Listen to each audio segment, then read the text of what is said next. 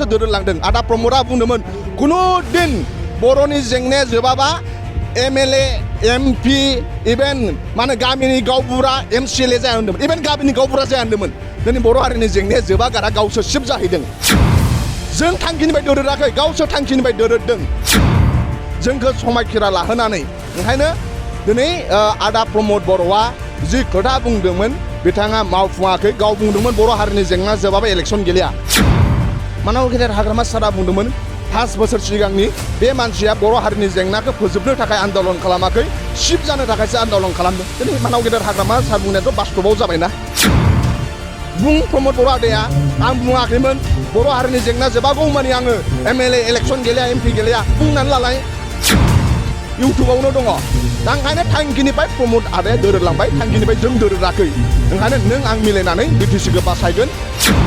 मानाव गेदेर हाग्रामा महिलारि सारनि दैदेननायाव नों आं ज' जानानै जोंनि BTC जोंनि देशखौ जों बासायगोन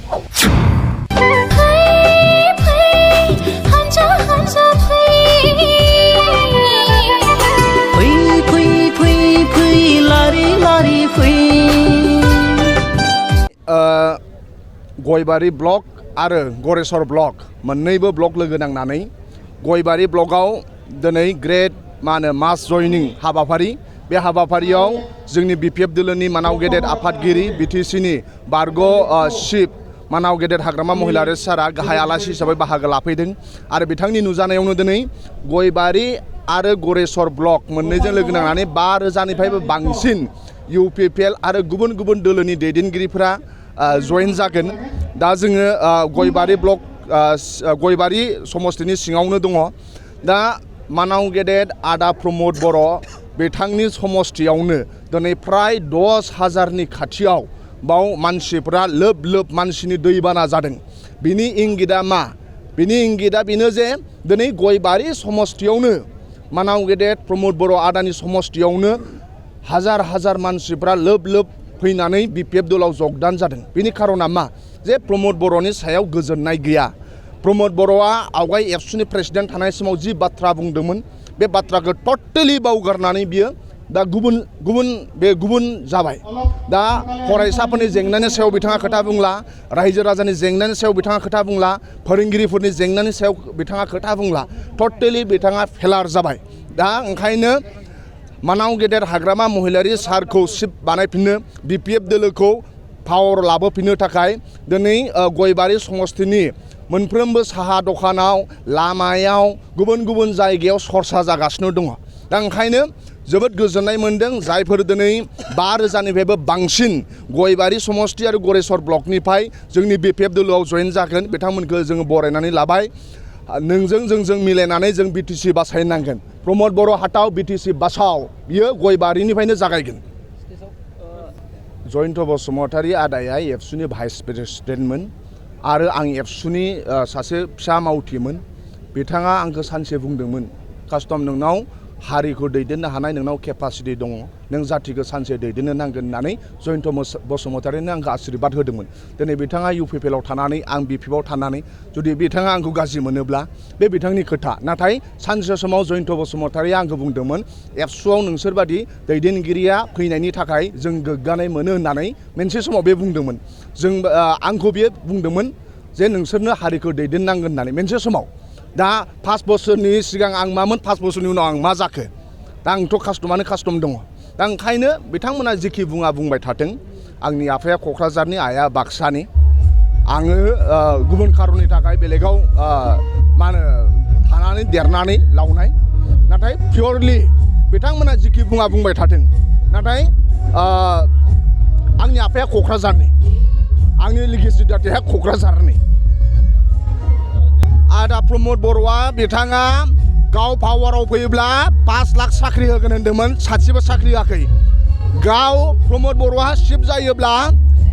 जाय फिल्म इन्डास्ट्रि बा हारिमुखौ मोजां मोनो बिथांमोननि थाखाय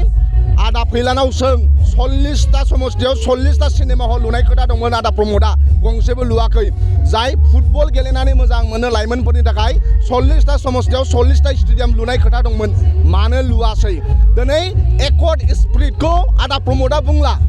एकर्ड स्पिरिटखौ आदा प्रमोदआ बुंला बरमा नि रायजो राजाखौ मानो थगायनांगौ उपेन्द्रनाथ ब्रह्म मुंनि नामाव बरमायाव सेन्ट्रेल इउनिभार्सिटि लुनायनि खोथा दंमोन 3 बोसोराव मानो लुवाखै उदालगुरिनि रायजो राजाखौ एनआईटी मोनबाय होननानै थांनाय बिटिसि इलेक्सनाव भट बिदोंमोन दिनै बिटिसि इलेक्सना फ्राय मा होनो 3 बोसोरनि बारबाय नाथाय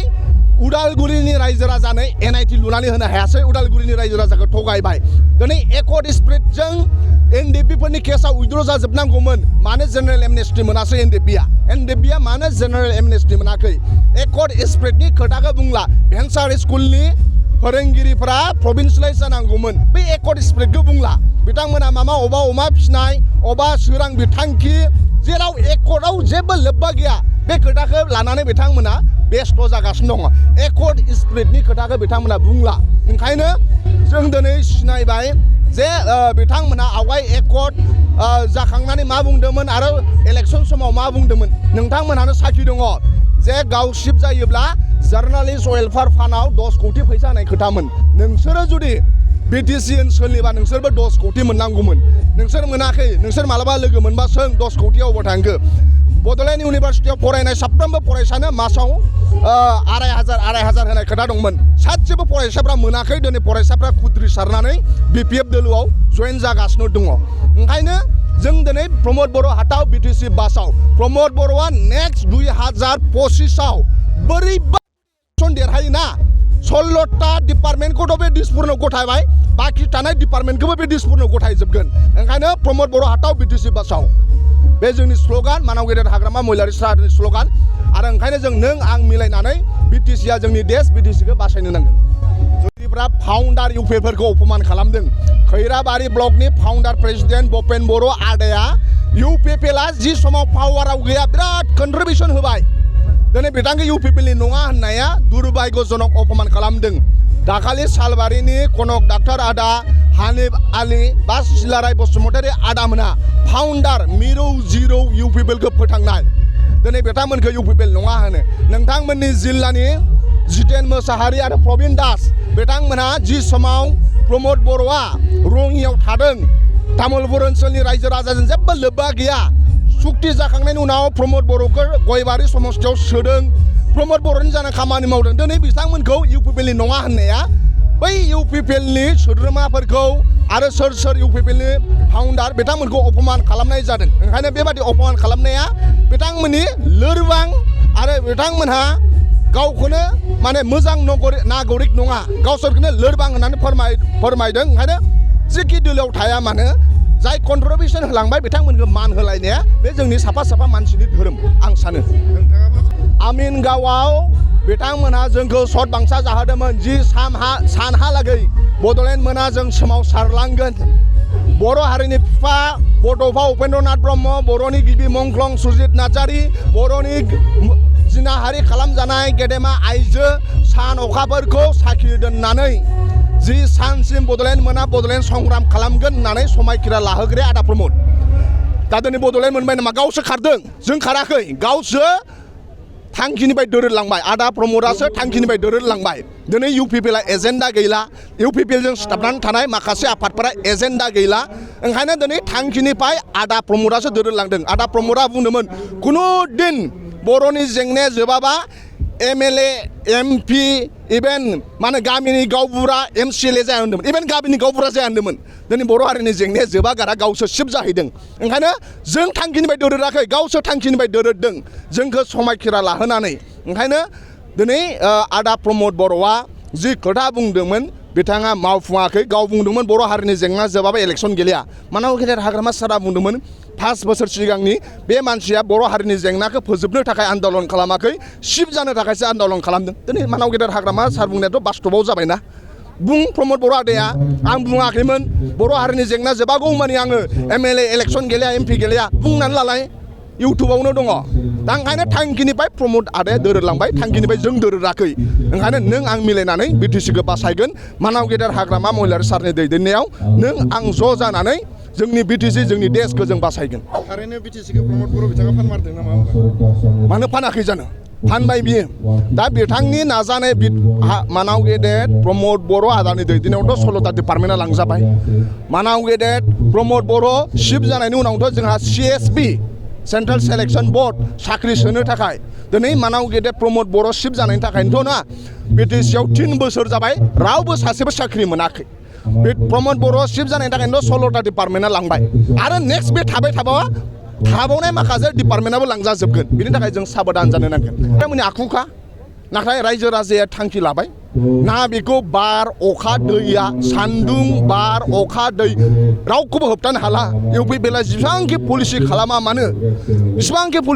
मानो रायजो राजानि गोरबोआव दा हाग्रामा महिलारि सार दं रायजो राजानि गोरबोआव प्रमद बर' हाटाव बिटिसि बासाव बिथांमोनहा नाजाब्लाबो हाला बारहुंखा फै अखा फै सार अन्थाइ फै हमथानो हाला रायजो राजाया दिनै जान्ज्रि खाफाबाय बिथांमोनहा गोरबोआव मा होनो प्रमद बर' हाटाव आरो बिटिसि बासावखौ गोरबोआव सोनानै लाबाय